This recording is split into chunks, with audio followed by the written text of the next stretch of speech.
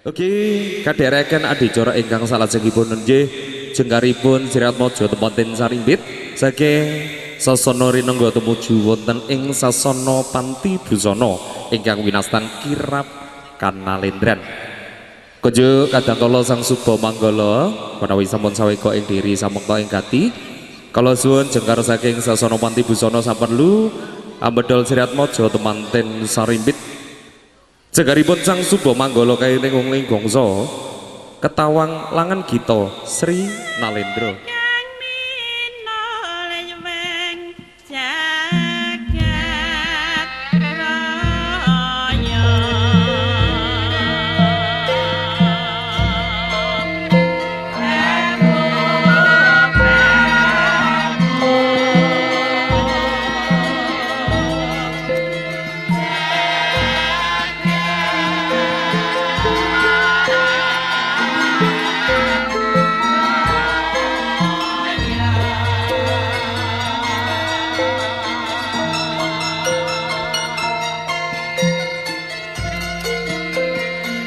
Dampya runtut suaranya hakajut-ajut suara ning para pratangga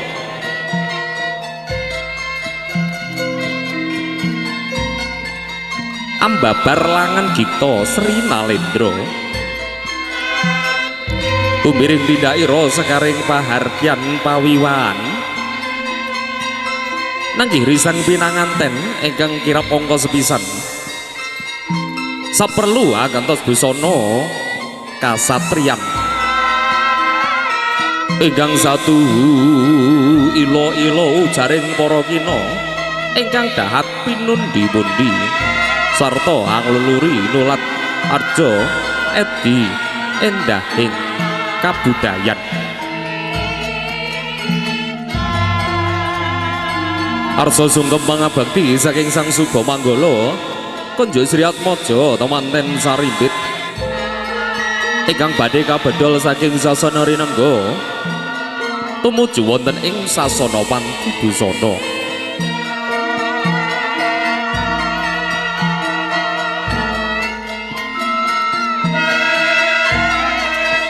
Kautamaning sang Suba Manggala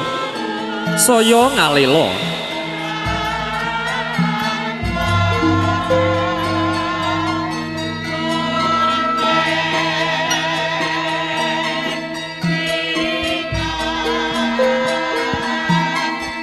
lobto ing edi endahing kabudayan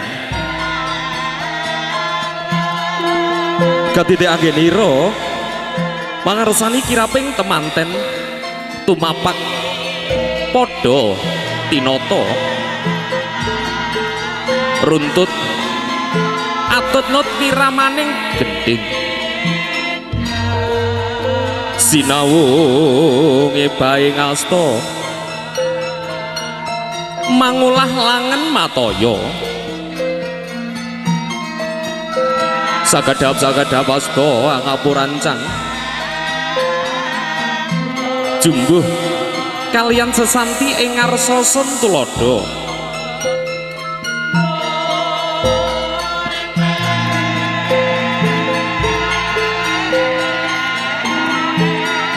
sawruning sang Suba Manggala ana muda tumarana jejer kalih gegalipun sama kembar ing busana kembar ing sarira ugi ingkang tuturi ana kenya tanggung andum lampah tuh punika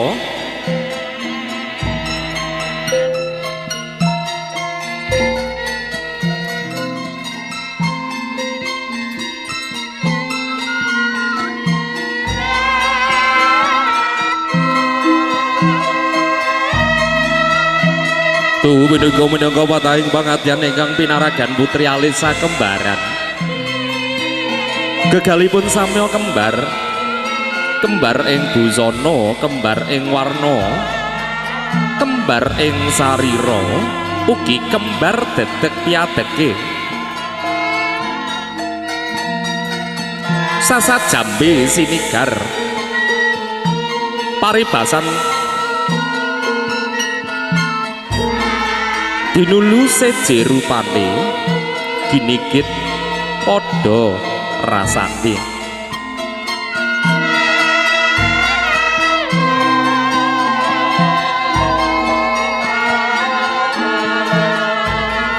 kawasa lampahing risang pinanganten anjok ing wiwaraning sasana budaya nulya sang Suba Manggala